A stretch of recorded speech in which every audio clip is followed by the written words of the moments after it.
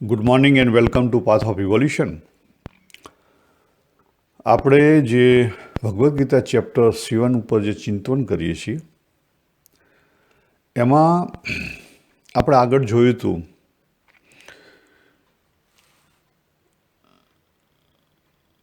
શ્લોક 4, 5 અને 6 એને આપણે અલગ અલગ રીતે સમજ્યા હતા નિમિત્ત ઉપાદાન કારણથી. ઓવરઓલ કહેવાનો અર્થ ત્યાં શું છે ભગવાનનો કે મારી બે પ્રકૃતિ છે ને મારી બે પ્રકૃતિમાંથી આખું જગત બન્યું છે. બરાબર. એટલે કે જગતનો જે મુખ્ય કાર્ય અને કારણ એ પરમાત્મા પોતે છે.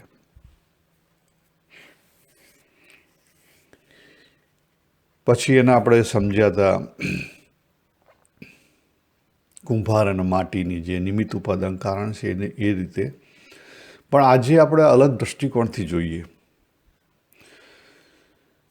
આમાં થોડું ફિલોસોફિકલ પણ આવશે અને થોડુંક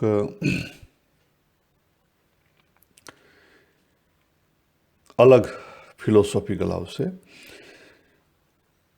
હવે ભગવાને ત્યાં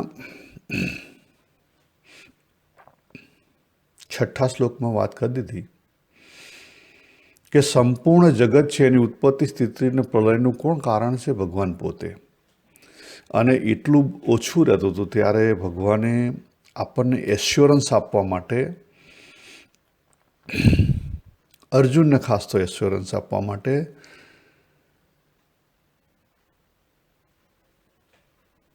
જે અહીંયા આગળ કીધું કે પરા અને અપરામતના સંયોગથી આખું આ જે ચરાચર જગત બન્યું છે. 13મા અધ્યાયમાં પણ એ જ વાત કરી. ક્ષેત્ર અને ક્ષેત્રજ્ઞના સંયોગથી આખું બન્યું છે. પુરુષ અને પ્રકૃતિના સંયોગથી બન્યું છે.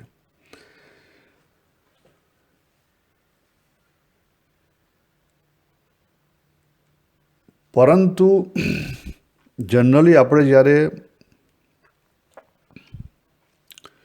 ફિલોસોફિકલ પોઈન્ટો વિચારીએ છીએ કહેતા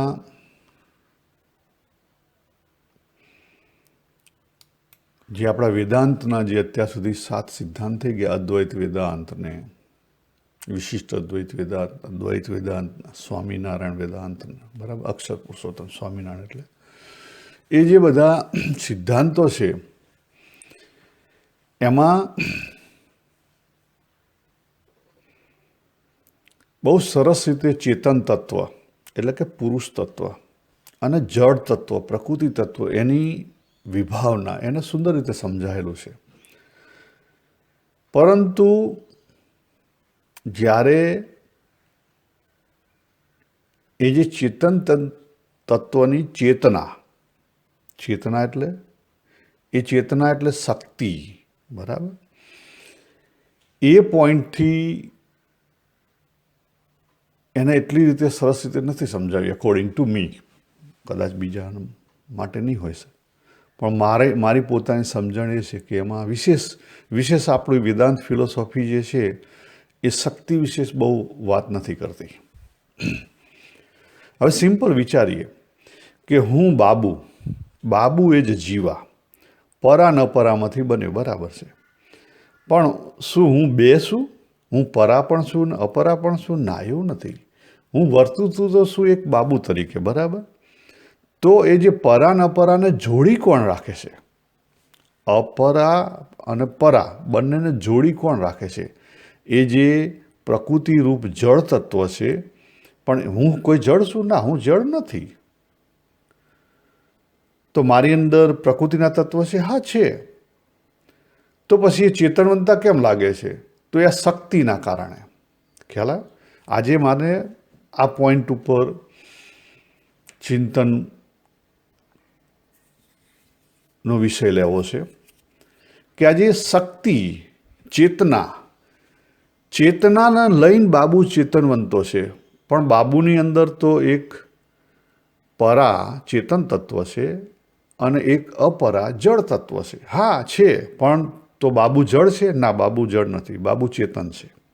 પછી ચેતન જળ તત્વ કેમ ચેતન લાગે છે? જો 3 બોડી છે એ ખરેખર તો પ્રકૃતિ જળ તત્વની બનેલી છે. તો શું આપણી બોડી જળ છે? ના, જળ નથી, એ ચેતન છે. પણ ચેતન કેમ છે? તો એનું કારણ આ શક્તિ છે. જે ચેતન તત્વ છે એની શક્તિ આખી અંદર વણાઈ ગયેલી છે. આપણે જે કુંભાર અને માટલાની વાત કરતા હતા ને, એમાં તકલીફ શું થાય છે કે જે માટલું છે ને એ જળ છે, એટલે આપણને આ ચેતન તત્વનો કોન્સેપ્ટ પકડાતો નથી. અને આની બહુ સરસ રજૂઆત કશ્મીરી સૈવિઝમમાં કરેલી છે. કોઈનો રસ હોય તો કશ્મીરી સૈવિઝમ ફિલોસોફી વાંચજો. અને ભગવાન અહીંયા આ વાત કરવા માગે છે. સીધી વાત નહીં કરતા, પણ આ જ વાત કરે છે. હવે આને પણ જો આપણે જે પ્રમાણે વેદાંત ફિલોસોફીઓ છે એની અંદર પણ જો તમે ડિટેલિંગ કરો, પ્રકૃતિના લેયરોનું ડિટેલિંગ કરો ને, તો ખબર પડે. મેં બાબુનું ડિટેલિંગ એક સ્લાઇડમાં મૂકેલું છે. એમાં L0 થી L10 સુધી બાબુને બતાવેલા છે કે અલગ અલગ જે બાબુ પોતે જ છે, એમાં કંઈ જળ અને ચેતન બંને ભેગા જ છે. બાબુ મીન્સ બાબુ, એની અંદર પરા ન પરા રહેલી છે. અપરા ન પરા બંને એક કેવી રીતે છે? તો શક્તિને લઈને એક છે. બરાબર. એ જ રીતે સેમ પ્રિન્સિપલ આ જગત ઉપર આધાર. અને એ જ વસ્તુ ભગવાન અહીં કહેવા માગે છે કે બીજરૂપ જે તત્વ છે દરેકની અંદર, એ કોણ છે? પરમાત્મા છે. પણ ત્યાં પછી આપણે ભૂલા પડીએ છીએ કે સારું બીજરૂપ તત્વ એટલે કોને પરમાત્મા કહેવાય ને કોને ના કહેવાય? કારણ કે ઘણા અસુરી પ્રકૃતિના તેને પરમાત્મા કહેવાય, ના કહેવાય. તેને પગે લગાય, ના લગાય. તો આ તો ગોટાળો થયો. તો આખું જગત ભગવાન કેવી રીતે કહેવાય? એ સંદર્ભમાં નથી. અને જ્યારે ભગવાને 7મા અધ્યાયનો 7મો શ્લોક કીધું એટલે આપણે વધારે મુશ્કેલીમાં મૂકી જઈએ. ત્યાં ભગવાને શું કીધું કે મત્ત પરંતરમ ન અન્યત કિંચિત અસ્તિ ધનંજય મયી સર્વમ વિદમ પ્રોત્તમ સૂત્રે મણિગણાયવ. ત્યાં ભગવાન શું કહે છે? આ આખું જે જગત છે એ મારા સિવાય, ભગવાન એવું કહે છે, મારા સિવાયનું બીજું કોઈ કારણ નથી. કાર્ય અને કારણ બધું ભગવાન જ છે. પછી આગળ એક્ઝામ્પલ બહુ સરસ આપે છે. મણિગણાનું એક્ઝામ્પલ આપે છે. જેમ સૂતરની જે માળા હોય એની અંદર સૂતરનો દોરો હોય ને સૂતરનું મણકા હોય, બરાબર. આ રીતે આખું જગત ભગવાનમાં પરોવાયેલું છે. એટલે ભગવાન કોણ છે? ભગવાન સૂતર છે. જો યાદ રાખજો, ભગવાન જે ફૂલડા છે, હાર બનાવ્યો સૂતરનો, કપાસના રૂનો, તો રૂ એ ભગવાન, રૂ તત્વરૂપ ભગવાન છે.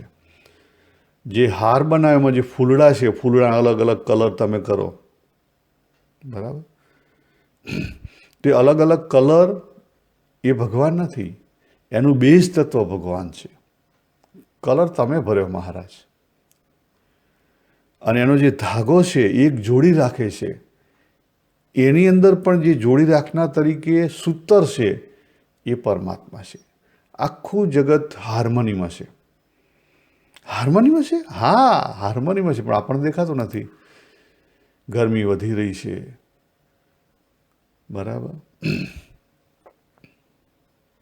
યુદ્ધ ચાલી રહ્યું છે, લોકો મરી રહ્યા છે, તો તમે કહો હાર્મનીમાં છે? હાર્મનીમાં છે. ભગવાને પોતે જવાબદારી લીધેલી છે, એણે ઊભું કર્યું છે અને એ મેન્ટેન કરશે. અને જ્યારે એ મેન્ટેન નહીં કરી શકે ત્યારે એને ખલાસ કરી દેશે.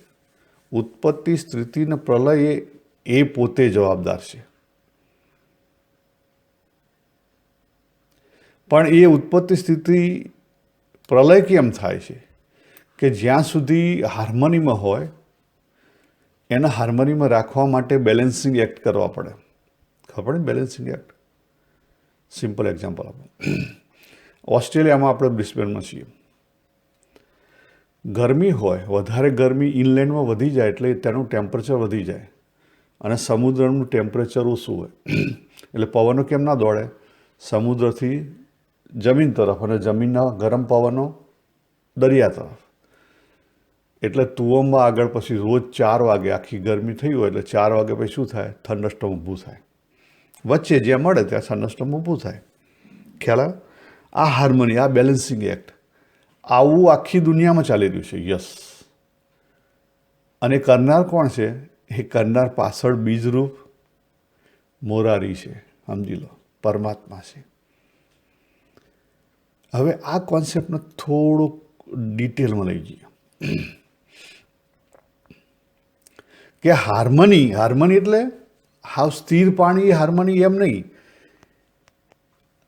હાર્મની એટલે આપણે ક્રૂઝમાં બેઠા હોઈએ અને પછી ક્રૂઝ ચાલે એટલે આગળ જે શરૂઆતનો જે દરિયો હોય ત્યાં ઘણા બધા મોટા વેવ્સ આવતા હોય. એટલે આખી ક્રૂઝ શિપ છે ને સ્લાઇડ અપ થાય ને સ્લાઇડ ડાઉન થાય, સ્લાઇડ અપ થાય ને સ્લાઇડ ડાઉન થાય. અને નાના હોડકામાં બેઠા તો ખાસ ખબર પડે. અને એમાંય પેલું જે જેટ આવે ને ફાસ્ટ, એમાં બેસો તો ખાસ ખબર પડે. હવે તમે જોશો તો આખી જે બોટ છે ને, બોટ આખી એક રહેશે.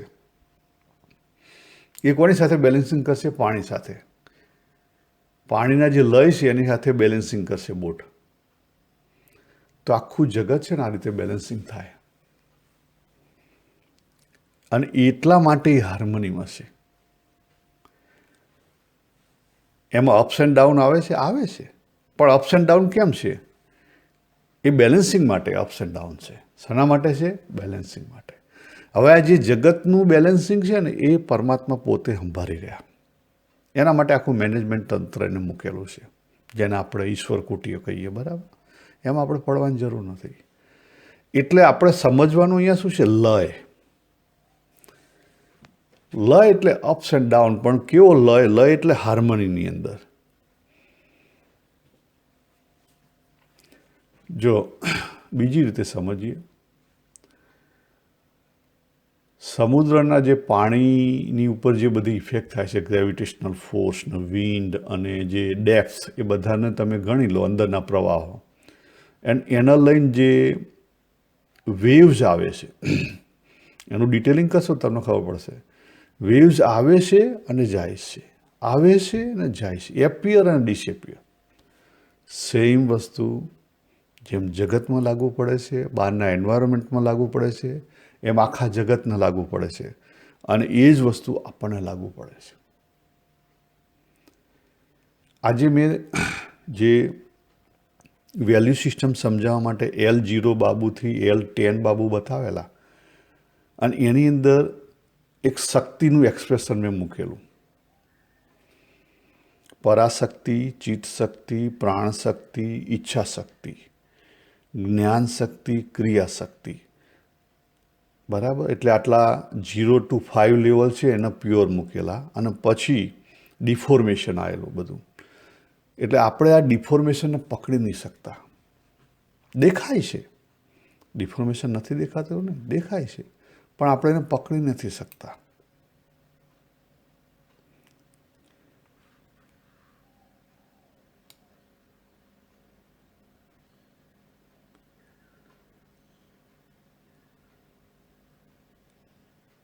હવે જો,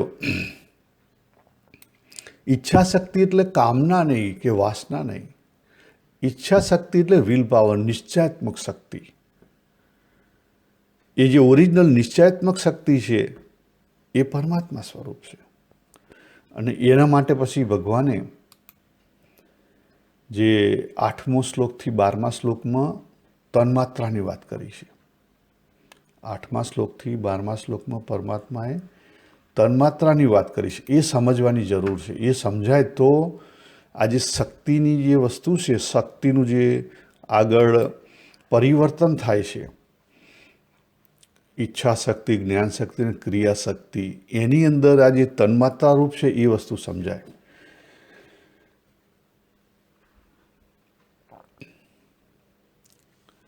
ત્યાં ભગવાને શું કીધું કે પ્રવાહીમાં રસ તત્વ, બરાબર.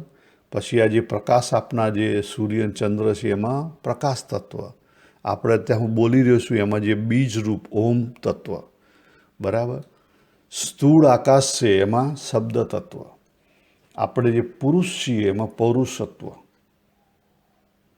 પૌરુષત્વ ક્યાં આવ્યું? ક્રિયાશક્તિ લેવલે આવે, પાવર ઓફ એક્શન, બરાબર. પણ પાવર ઓફ એક્શન કોના વધારે ઉભેલું છે? વિચારશક્તિ ઉપર. પણ વિચારશક્તિ કોની ઉપર ઉભેલી છે? વિલ પાવર ઉપર. ખ્યાલ આવે? પછી દરેક પ્રાણીઓમાં પ્રાણ શક્તિની વાત કરી છે, તપસ્વીઓમાં તપ શક્તિની વાત કરી છે. કહેવાનો અર્થ કે જે ભગવાને 8મા શ્લોકથી 12મા શ્લોકમાં લીધું ને એમાં બધું આવરી લીધું. આજે 3 શક્તિનો જે વિસ્તાર છે એ આવરી લીધો. ટૂંકમાં પરાશક્તિનો જેટલો વિસ્તાર છે ને એને આવરી લીધો. પરાશક્તિમાં ચિત્ત શક્તિ, પ્રાણ શક્તિ, ઈચ્છા શક્તિ, જ્ઞાન શક્તિ, ક્રિયાશક્તિ, આ બધી બીજરૂપ ક્યાં રહેલી છે એ તમને દેખાશે ત્યાં.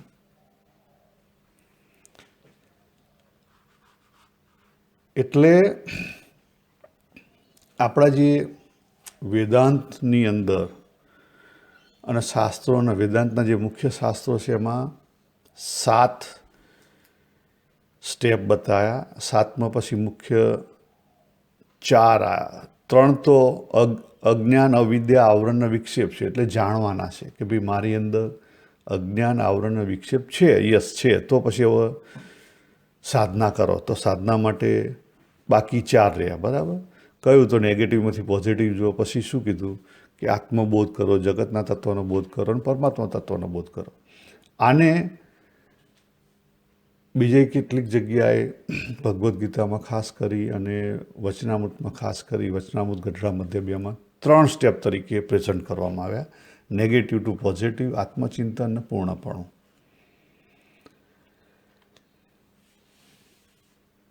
જ્યારે કાશ્મીરી સેવિઝમમાં અલગ રીતે એને પ્રેઝન્ટ કરવામાં આવ્યા. ત્યાં જે ઉપાય છે, સાધના એટલે ઉપાય, એ ઉપાયને 4 રીતે, 4 ઉપાય તરીકે એને મૂકવામાં આવ્યા. તો કયા?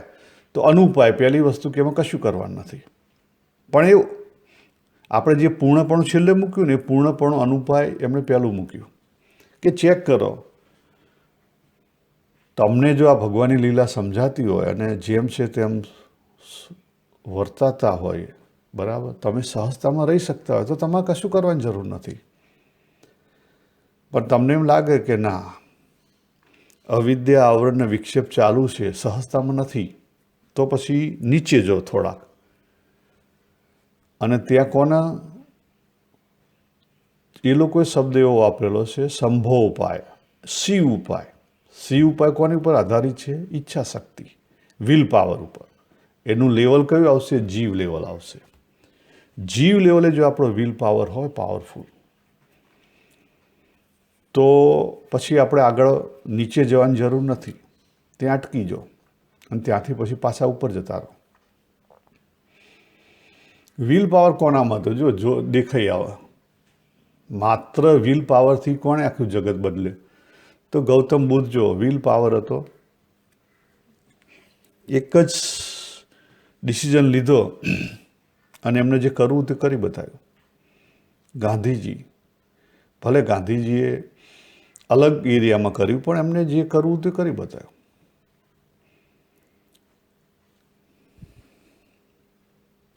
પછી મુંબઈના જે એક સંત મહાત્મા થઈ ગયા, એટલે ગૃહસ્થ હતા, નિસર્ગદત્ત મહારાજ, એમણે કોઈ એવી સ્પેશિયલ સાધનાઓ નથી કરી.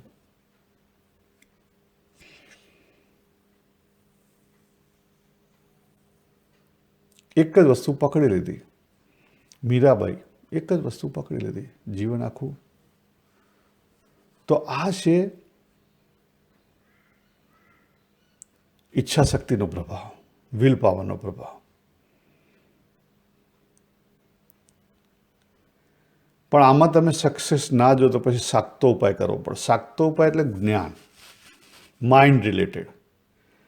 એમાં તમારે બુદ્ધિને ક્લેરિટી આપવી પડે. ખાલી બુદ્ધિ નહીં, એમાં મન પણ આવી જાય. કારણ કે તમે જો બુદ્ધિથી સમજો અને પછી એ પ્રમાણે ભાવ તમારા રહે તો મેળ ખાય. પણ ભાવ જો તમારો એ પ્રમાણે ના રહે તો કોઈ કામનું નથી. એટલે કેટલીક જગ્યાએ આપણે ભાવને મહત્ત્વ આપીએ છીએ, કેટલીક જગ્યાએ બુદ્ધિને મહત્ત્વ આપીએ છીએ, પણ એવું નથી, બે સાથે હોવા જોઈએ.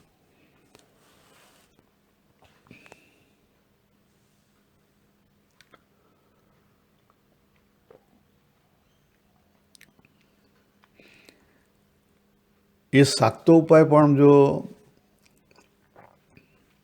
આપણી જે વિચાર શક્તિ છે અને વિચાર શક્તિમાંથી આપણે જો આત્મચિંતન દ્વારા બહાર ના નીકળી શકીએ તો પછી અનવો ઉપાય કે ક્રિયાશક્તિ ઉપર, ક્રિયા ઉપાય, બોડી લેવલે, તો પછી આપણને જે બધું આપણા મોટાભાગના ધર્મોમાં સમજાય છે કે ભાઈ આટલા નિયમો રાખવાના, આટલા આ નિયમ ધર્મ પાળવાના, ખ્યાલ આટલી માળા કરવી, આટલા રોજ દંડ કરવાનું, ઉપવાસ કરવાનું, આસન કરવાનું, મેડિટેશન કરવું, એ બધી વસ્તુઓ પછી બોડી લેવલની જે કરવાની આવે છે એ બધી કરવી પડે.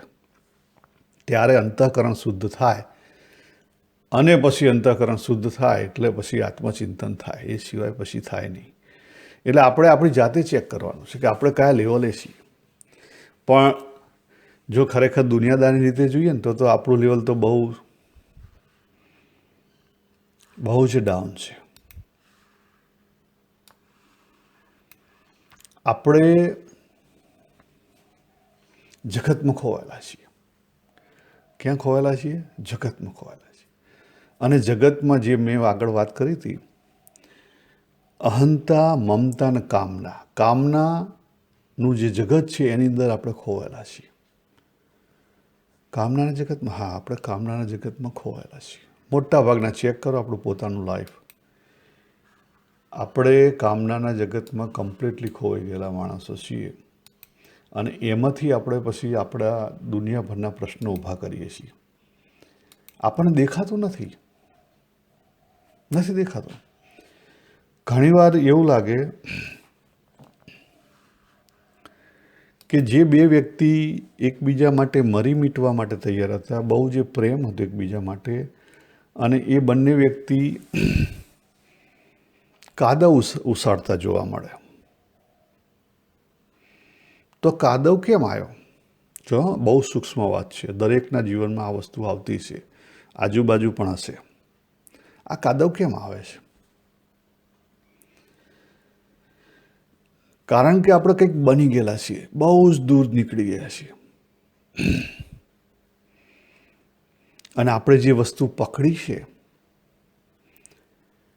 એનું મહત્ત્વ જ્યારે ઓછું થાય, જો હું કાયમ વેલ્યુ સિસ્ટમ કેમ કહું છું, કારણ કે આપણે વેલ્યુ સિસ્ટમ સમજ્યા જ નથી.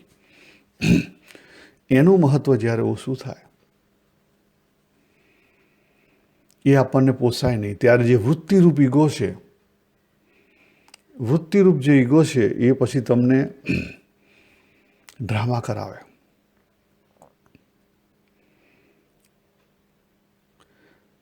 પેલી સોની ટીવી ઉપર એક ચેનલ, એક સિરિયલ આવી હતી, ધડકન જિંદગી કી. એમાં બહુ સરસ બતાવવામાં આવ્યું હતું. જોજો, તો કદાચ તમે જોયેલી હશે.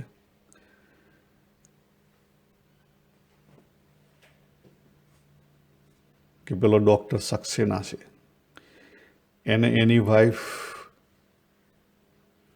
એક્સિડન્ટમાં ધામમાં ગઈ પછી એનું માઇન્ડ કેવા ડ્રામા કરે છે. આવું જ આપણામાં થાય છે. હા, આવું જ આપણામાં થાય છે.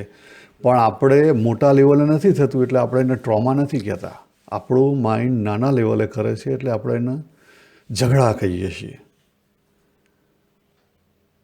ચેક કરો, આપણા ફેમિલીમાં જ ચાલતું હશે. જ્યારે કોઈ પણ વસ્તુ ટ્રેપમાં આવે, જોજો આ ટ્રેપ છે ને બધે લાગવું પડે. નાનું બાળક હોય એ પણ ટ્રેપમાં આવે ને ત્યાર પછી તમને ગમે તે હથિયાર ઉચકે, એ પછી રડવાનું ચાલુ કરે, કાં પછી સામે ફાઇટિંગ કરવાનું ચાલુ કરે, કાં ભાગી જાય. પણ એ ટ્રેપમાં આવે એટલે તમને એનું પ્રદર્શન થાય. એ જ રીતે આપણે મોટા પણ એવું જ કરીએ છીએ. આપણે જે જગતમાં ખોવાયેલા છીએ ઘણીવાર એવું થાય કે એક એવોકડા માટે એ લોકોએ ઝઘડો કર્યો, પણ આટલે મોટા રૂપિયાવાળી પાર્ટીમાં એક એવોકડાનું શું મહત્ત્વ? કશું નહીં. તો પછી એવોકડા માટે ઝઘડો કેમ થયો? ના, ઝઘડો એવોકડા માટે નથી થયો. એવોકડાની પાછળ એવોકડું તો એક બહાનું હતું. એની પાછળ અલગ જે વ્યક્તિની જે એટેન્શન હતું, જે મહત્ત્વ હતું પોતાનું,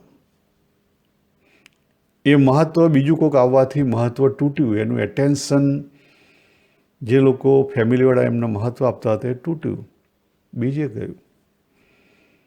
એ મહત્ત્વ પાછું લેવા માટે એ ઊભું થયું.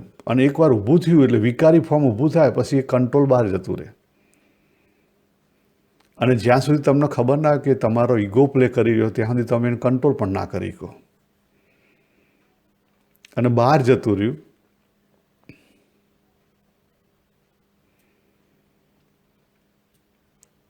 એટલે પછી બગાડ્યા વગર રહે નહીં. જ્યારે ડિફોર્મ થાય એટલે વિકારી જે ફોર્મ છે ને એ તમને બગાડ સિવાય બીજું કંઈ હાથમાં ના આપે. આ યાદ રાખો. વિકારી ફોર્મમાંથી કંઈ પણ વસ્તુ તમને સારી નહીં મળે. એ જે મેં પ્રકૃતિના લેયર મૂકેલા છે ને વિકારી ફોર્મ L0 to L10માં, એ મારા પોતાના અનુભવ ઉપરથી મૂકેલા છે. બહુ સમજવા જેવી વસ્તુ છે. પણ આપણે પોતાના જીવન ઉપર એપ્લાય કરીએ તો જ ખબર પડે. આવું જોબ પ્લેસ ઉપર પણ થતું હોય છે. યસ, મેં તમને વાત કરી કે આ અનુભવ પરથી મૂકેલા. સોસાયટીમાં આવું થાય, ઘરમાં આવું થાય, જોબ પ્લેસ ઉપર આવું થાય, દરેક જગ્યાએ આવું થતું હોય છે. જ્યારે આપણો ઈગો જ્યાં પ્લે કરતો હોય અને એ ત્યાં ટ્રેપમાં આવે એટલે શું થયું? એની વેલ્યુ સિસ્ટમ ડાઉન ગઈ. પછી ઈગોને જ આપણે સમજ્યા નથી એટલે સાચી વેલ્યુ સિસ્ટમની આપણને ખબર જ નથી. સંત મહાત્માઓને આ વસ્તુ નહીં થતી. કેમ? કારણ કે એ લોકો સાચા અર્થમાં વેલ્યુ પરા ઉપર મૂકેલી છે એમણે. કોઈ સંત મહાત્માને કોઈ આઈને બોલી જાય તો એ સહન કરી કે કેમ? કારણ કે એ સમજે છે કે આ માણસ ક્યાંથી બોલે છે? અજ્ઞાનમાંથી બોલે છે. બરાબર. બીજું ડીપર એમની સમજણ છે કે એ બોડી લેવલે કે સોશિયલ લેવલે બોલી રહ્યો છે. બરાબર. તો એ તો ચેન્જેબલ છે.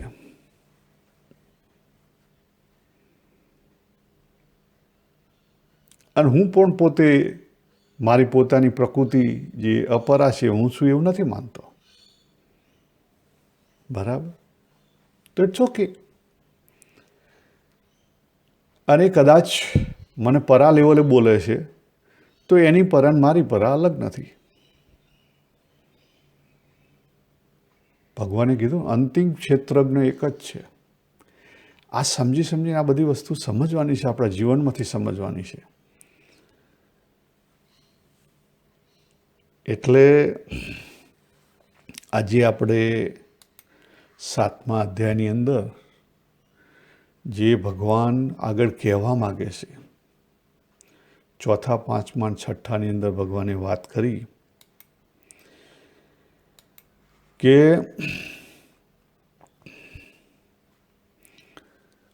આજે પરા પ્રકૃતિ અને અપરા પ્રકૃતિમાંથી આ જગત ઊભું થયું છે.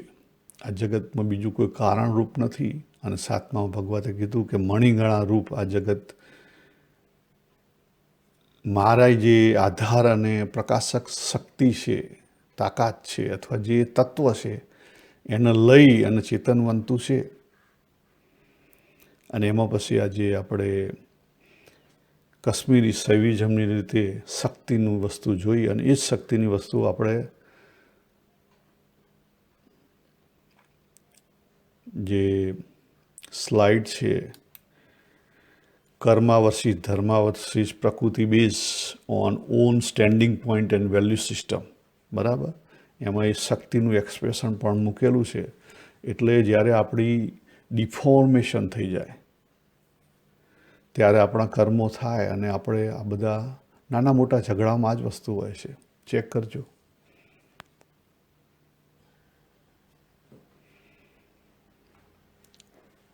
તો આપણે અહીંયા પૂરું કરીએ. સર્વેને જય શ્રી કૃષ્ણ. હરિઓમ તત્સત.